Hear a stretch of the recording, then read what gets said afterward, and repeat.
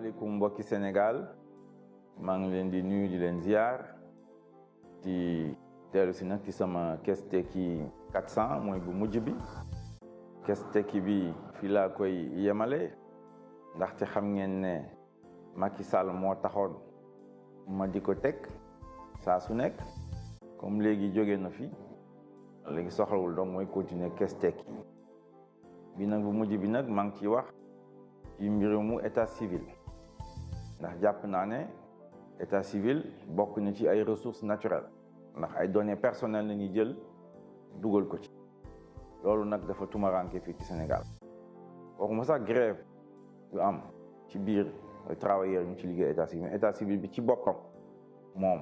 moom nañu fayda loolu fii ci Sénégal te jàpp naa ne tant que amuñu état civil bu dëgër suñu développement économique social ak environnemental dana sooxe lu ma ci gën a yéeme nag mooy lenn loo xam ne mënuma fexe ba régler ko benn xale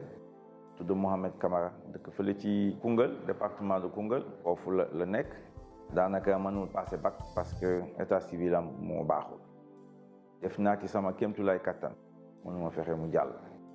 di wane rek ne Sénégal jafe na lool te nag moom xale yi dafa bëgg a passé bac mais du ma bàyyi du ma tàyyi incha allah danaa ci continuer di ci xeex ba mu mun a am ay état civil yu dëgër yu koy permettre mu passé bac loolu moo nekk ci biir Kees Tekki 400 bi jërëjëf.